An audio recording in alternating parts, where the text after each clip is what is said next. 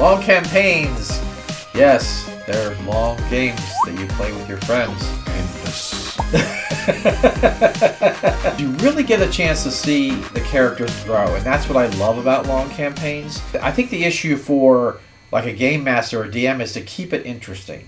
Don't run out of steam. Don't wear yourself out. Depending on how often you bring the game, a long campaign can drain you. So don't let that happen. Give yourself breaks if you need to. For example, I only run like once a month, so I don't have a chance to get, burned out. But I know game masters get burned out. So if you do, I think you want to bring the game, try to bring it to a close if you start to get burned out, because if you just drag it along, it's kind of like some of those shows that go past their date when they should go. Like, logically, the show should end here. Yeah. And then it doesn't, and then it's just bad, right? The best example of that is Stargate. Yes, yeah. Like, it got to, like, season 8. It had that whole sort of, we saved the world, end of the world thing, and then they tacked on another 2 seasons. Yeah. They had to invent a whole new villain. And even in the show, they were referencing, like, how this was becoming ridiculous. Right.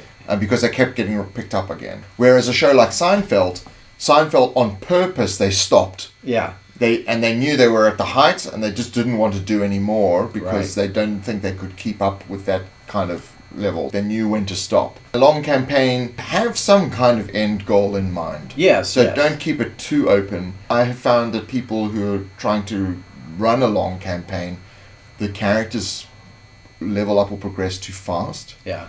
So you're gonna, like, in the first 3 sessions you're up to level 6, and like, you want to play for 10 years? Yeah. It's not gonna happen if they hit level 6 in 3 sessions. Right. Take your time developing the characters. Right. Take your time with developing the world.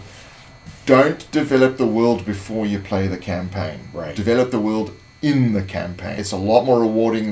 The players feel like they were part of creating the world.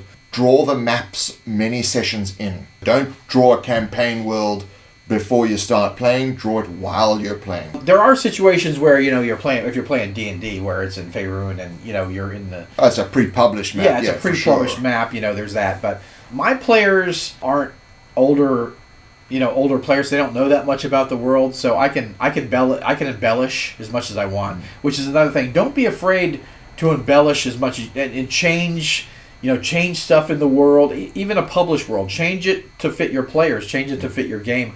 I make up stuff all the time that's not necessarily official content.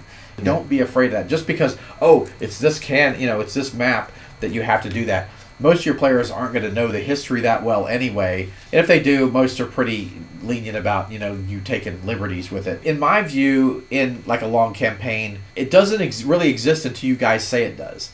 Until the characters and you agree that something exists. It doesn't, if it's on some map somewhere, they don't know about it, they don't care. But once you engage with the players and they've been somewhere or they give input into what they're seeing or what they're doing, then then it becomes real to everyone. And maps don't make the world. NPCs make the world. Yes. Your interaction with the NPCs and the evil villains that are trying to subvert the politics of the world and all that kind of thing, that's what actually makes your world interesting. The map is just like a physical thing that these NPCs live in, and there's physical barriers that occur. The reality is any world is really NPCs. So if you want to build a world that people are going to remember, you want to build NPCs that people are going to remember, because they'll remember the town because Bob the Butcher lives there. Right. And they'll want to return to that town because that's where they can go to Bob the Butcher and get their horse meat or whatever it is that they need for the dragon. Building up those characters, you remember the people rather than the place. While the description of the place is important, the mood of the people and the character of the people is what really sells it. And that's why we do dialogue in our modules. Yeah. So we want to really drive home the personality of the characters. We love the fact that people adjust our modules and change our modules and everything like that. Oh yeah, we want you to do that. We want you to do that, Yeah. but we give you the dialogue options so that you have a sense of who these characters are and what they do. We love when people build upon that and they use that as a catalyst to do more. There's nothing better than when someone takes something and makes it better. We're not going to say that it's the best thing ever and you shouldn't change it. Absolutely, like one of our founding things, we expect you to change it. And it's like if you read a script, say, you know pretty quickly, a few pages or less, Yeah. who this character is. You Yeah. understand the character with good dialogue. You understand the character. So I think that's a way better way to get across to game masters how a character is than they're neutral evil or they're lawful good or whatever. That's just such What a does vague, that even mean? What does it even mean? It's such a vague thing. And you get that sort of read between the lines kind of thing that happens. When it comes to a lengthy campaign, I mean, obviously with our products there is a 12 session arc to the campaign. You can call that a long campaign. Yes. And then with the new campaign, you can obviously then transition into the new campaign at whatever level you are, and even though they're separate, you can still use them as an ongoing story if you wanted to, because they're in different parts of the world. Which world is up to you. Right. We like to leave that kind of stuff up to you. Yeah. Long campaigns can be just so rewarding, I find, and I've been playing for years with my group, and we're just, I just love seeing the interaction of the characters, the growth of the characters, the change of the characters.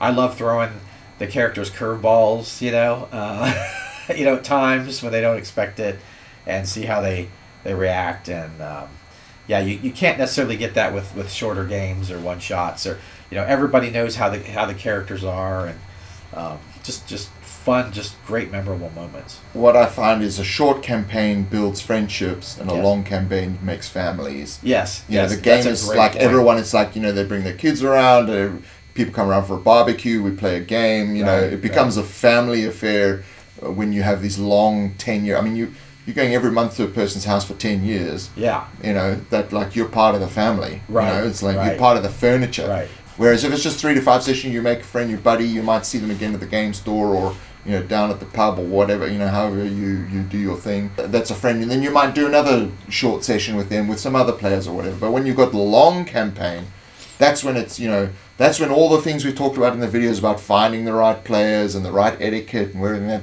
builds up to this. You only really want to start a long campaign when you found the right group of players. People who are going to show up every time without fail, not phone you 5 minutes before and say, listen, I found something more interesting on Netflix. Right. Screw you guys. Right. Because it is a big commitment. If you want to do a long campaign, if somebody's moving in a year, you probably don't want to start a long campaign with them, right? Yeah. If you know that they're moving in 2 months, then or something's coming up, don't start a long campaign with somebody because you want to give you a long commitment. Yeah. And don't be afraid if someone does move to include them digitally. You've done that in the past. I have done that, yeah. So including people through a webcam or something like that. I build terrain for that sort of purpose. That's an important part, is keeping the family together even if it's long distance. Right. Yeah, my daughter moved before the campaign ended, so we finished the campaign, and had her, we were Skyping at that point. Yeah. Skyped her in, to the game, and so we ended up actually finishing the campaign, which was really cool. Yeah.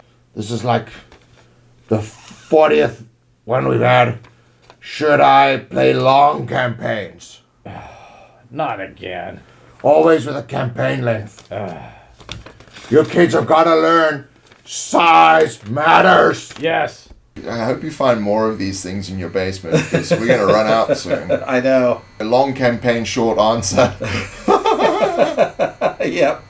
Leave it to the wizards for a short answer. Short answer, $50.